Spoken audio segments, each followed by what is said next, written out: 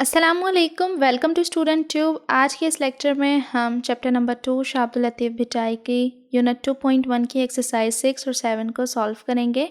तो चलें फिर जल्दी से स्टार्ट करते हैं। 2.1 की एक्सरसाइज 6 है, रीडिंग कॉम्प्रिहेंशन चल रहा है। इसमें क्वेश्चंस दिए हुए हैं कुछ और हमें उनके आंसर्स बताने हैं। क्वेश्चन नंबर ए है, how was information about Shah Latif's early life collected, why was it collected in this manner. अब ये पूछा जा रहा है कि शाह अब्दुल लतीफ़ भिटाई की जो इन्फॉर्मेशन थी उनकी अर्ली लाइफ के मुतालिक वो किस तरह से इकट्ठी की गई, कलेक्ट की गई, और वो जिस तरह से कलेक्ट की गई वो उस तरह से क्यों कलेक्ट की गई ये भी बताया। तो हम जानते हैं, हमने चैप्टर पढ़ा है कि ओरल ट्रेडिशन से उनके बारे में पता चला था। अब ये तो हमें पता है, बट हमें ये बताना है कि इस तरह से क्यों पता चला ओरल ट्रेडिशन से। तो आंसर है इसका, क्वेश्चन नंबर ए का आंसर है, information about the life of the Shah Abdul Latif Bhittai has mostly been collected from oral traditions, okay, by asking those people who had seen him personally or had even spoken to him. ठीक है, तो यहाँ पर तो आ गया कि किस तरह से कलेक्ट की गई। अब क्यों इस तरह से कलेक्ट की गई? Because there were no evidences in written form about his life, क्योंकि शाह अब्दुल लतीफ़ की लाइफ के बारे में कोई भी ऐसे रिटन फॉर्म में एविडेंस मौजूद नहीं था। तो उस ज़माने के लोगों से पूछा गया जो उनसे पर्सनली मिले थे या जिन्होंने इनसे बात की थी। ठीक है, बी है हमारे पास, why is Shah Abdul Latif called the saint of Bhit. अब शाह अब्दुल लतीफ़ भिटाई को सेंट ऑफ भिट क्यों कहा जाता है? इसका आंसर है, Shah Abdul Latif Bhitai is called the saint of Bhit because he lived rest of his life on the mount of sand and that is called Bhit in Sindhi. ठीक है, सी है, why did Shah Abdul Latif not marry again after his wife died. तो जब शाह अब्दुल लतीफ़ भिटाई की जो wife मर जाती हैं तो इसके बाद शाह अब्दुल लतीफ़ भिटाई ने दूसरी शादी क्यों नहीं की? इसका आंसर है, Shah Abdul Latif did not marry again because his heart turned more and more towards religion and devotion and he found difficult to live a domestic life. ठीक है, ये तमाम चीज़ें हमने चैप्टर में पढ़ी हुई हैं। ठीक है, क्वेश्चन नंबर डी है, why did people become Shah Latif's follower। तो अब शाह लतीफ़ लोग जो हैं वो शाह अब्दुल लतीफ़ के फॉलोवर क्यों बने?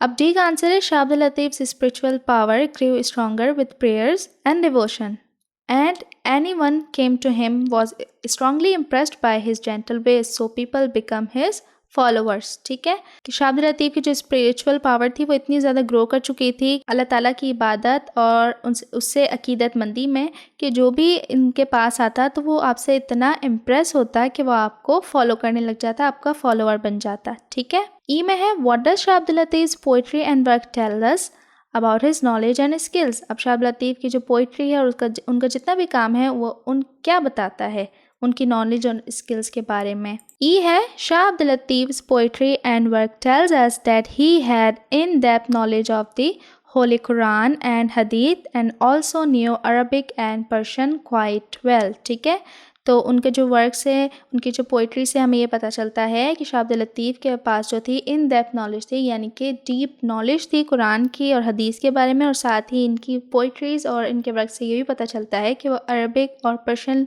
लैंग्वेज को अच्छे से जानते थे। अब एफ है, name the places in the text mention in Shah Abdul Latif's poetry, why do you think these places have been mentioned by him. अब कहा गया है कि ऊपर एक जो पोइट्री दी हुई थी उसमें कुछ कंट्रीज़ या सिटीज़ के नाम दिए हुए थे, तो वो पूछा गया है कि वो कंट्रीज़ एंड सिटीज़ के नेम्स क्या हैं, प्लेसेस के नेम्स क्या हैं, और साथ ही ये बताना है कि क्यों शाह अब्दुल लतीफ़ ने इन प्लेसेस का जिक्र किया। तो ये भी हमने चैप्टर में पढ़ा है, अगर आपने चैप्टर को अच्छे से समझा है तो। एफ का आंसर है, दीज मैंशन प्लेसेस आर। अब मैंशन प्लेसेस कौन कौन से थे? Istanbul, China, Samarkand, Rome, Kabul, Kandahar, Delhi and Deccan.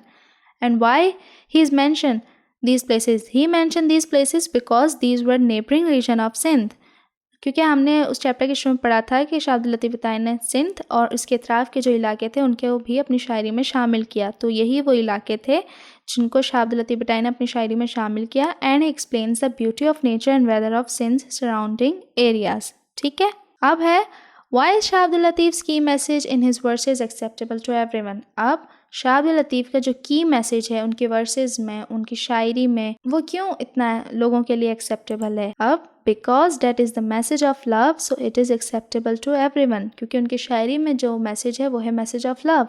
ठीक है, तो ये हर किसी के लिए एक्सेप्ट करना बहुत ही ज़्यादा ईजी है, हर कोई इसे एक्सेप्ट कर सकता है। अब Can we put his message into practice in today's world? If yes, how? If no, why not? तो अब ये पूछा जा रहा है कि क्या इनका जो ये मैसेज है, मैसेज ऑफ लव का, क्या हम इसे आज की दुनिया में प्रैक्टिस कर सकते हैं, यानी कि इनके मैसेज को फॉलो कर सकते हैं? अगर हाँ है जवाब तो कैसे, और अगर नहीं है तो क्यों नहीं कर सकते? सो यस, कर सकते हैं। सो एच का आंसर है yes, we can put his message into practice in today's world. We should spread brotherhood and equality and try to please Allah Almighty by good deeds. We should love and respect all mankind like Shah Abdul Latif. So हाँ है तो हमने ये बताना था कि कैसे, तो हम इनके मैसेज को आज की दुनिया में ज़रूर प्रैक्टिस कर सकते हैं, किस तरह से कि भाईचारे को, इक्वालिटी को कायम किया जाए और अल्लाह ताला को खुश किया जाए, किस तरह से अच्छी गुड डीड्स यानी कि अच्छे काम कर कर, और हमें भी मैनकाइंड यानी कि इंसानियत की को प्यार और इज़्ज़त करनी चाहिए जिस तरह से शाह अब्दुल लतीफ़ करते थे। ठीक है। सो यहाँ पर जो है हमारी एक्सरसाइज जो 6 है वो कंप्लीट हुई। एक्सरसाइज 7 जो है वो फ़न एक्टिविटी है, लाइक ग्रुप बनाना है 6 का और कुछ क्वेश्चंस प्रिपेयर करने हैं इंटरव्यू के लिए स्कॉलर्स से शाह अब्दुल लतीफ़ भिटाई के मुतालिक, उनकी लाइफ उनकी पोइट्री के मुतालिक। इसके बाद आपने रोल प्ले करना है, आप में से एक जो है वो इंटरव्यूअर बन जाए, एक जो है स्कॉलर बन जाए और फिर एक आंसर्स दे और फिर एंकर जो है वो सवाल पूछे। ठीक है। तो ये एक्टिविटी आप अपने घर में अपने फ्रेंड्स के साथ, अपने क्लासमेट्स के साथ कर सकते हैं, फ़न एक्टिविटी है। तो आप चाहें तो इन्हीं क्वेश्चंस को जो ऊपर पूछे गए हैं, इन्हीं क्वेश्चंस को यूज़ कर सकते हैं अपने इंटरव्यू में। ये था आज का लेक्चर। उम्मीद करती हूँ कि आपकी हेल्प हुई होगी। अगर लेक्चर ज़रा सा भी हेल्पफुल लगा हो तो प्लीज़ इसे लाइक करें, शेयर करें और चैनल को सब्सक्राइब करना मत भूलिएगा। मिलते हैं नेक्स्ट लेक्चर में अगले एक्सरसाइज के साथ। तब तक के लिए अल्लाह हाफ़िज़।